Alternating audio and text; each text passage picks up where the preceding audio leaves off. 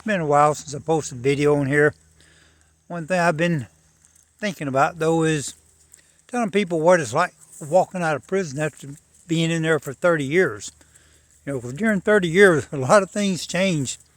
You know, especially like during some of the main years of technology.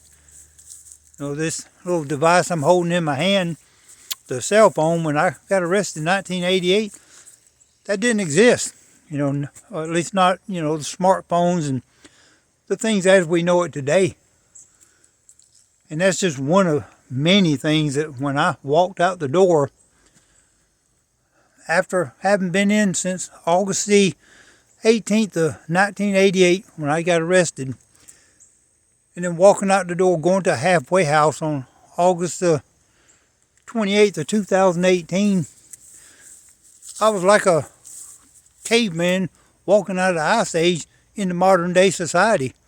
You know, because there's just so many things that, even though I was well read and, kind of stayed up to date by, reading all kind of articles and, things like that to where I would be more informed, it was still, so many things that you just can't really read about. You got to experience it.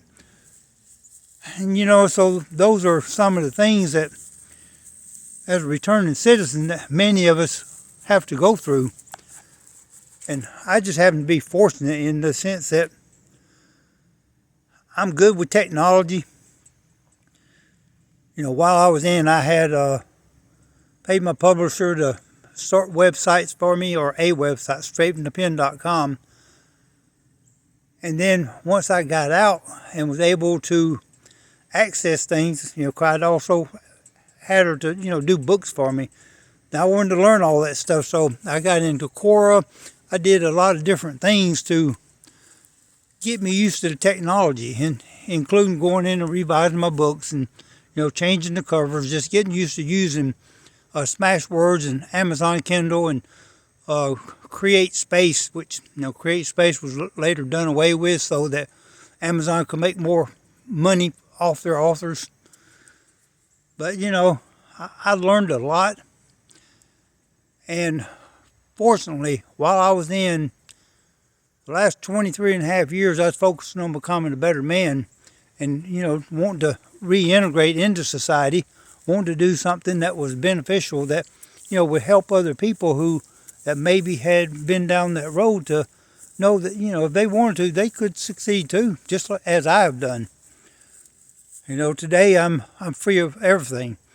No paper, nothing. I had 5 years of supervised release, and that officially ended on March the 7th of 2024. I had the paper that followed the actual prison sentence. So, once I left the halfway house, then I was officially through with the United States Federal Bureau of Prisons. And then March 8th, 2019, that's when I began the supervised release. So, with my history, if you read some of my other videos or check out the book, Essays More Straight from the Pen by Wayne T. Dowdy, you'll see, I had a history. I had a bad problem with drugs and alcohol. But for the last almost 30 years now, I've lived without using any mind-altering substances. And, that shows miracles happen. But, as a returning citizen, even when I first got keys to my sister and brother-in-law, who was kind enough to give me a place to live when I come out the doors, just getting used to using keys. It took me about 2 weeks before I could really use keys like a normal person did, because it had been 30 years since I had held a key to a lock in my hands. All the doors, everything most was opened by a guard or electronically, in other words, I didn't have no keys. And it just took a while to readjust to that, and then to get out and deal with all the stimuli, the different things that, you kind of get brain dead in a sense when you're on the inside for so long. Just basic things you just lose scope of, because you're not using those skills. You're not doing the things that normal people do. Going in restaurants, that was an overwhelming task for me. Just going in and having to decide on what I wanted to eat and having so many choices. I like that choice, but at the same time, I seriously got overwhelmed sometimes. I just go in there, and one time I just told the girl, just give me something good, because I just couldn't make that decision. I just really kind of froze up. This fire it was just burning out. But today I don't I don't have to deal with that. I've got used to making decisions, and last year I was blessed being able to buy my own house, and and that's really evidence that miracles happening. I'm technically retired now. I'm trying to learn new things to be able to continue my successful re-entry into society. The YouTube videos and stuff, it's really not a monetary thing for me, at least not yet. I just do things. It's just another platform for me to use to share my story and hopefully help other people.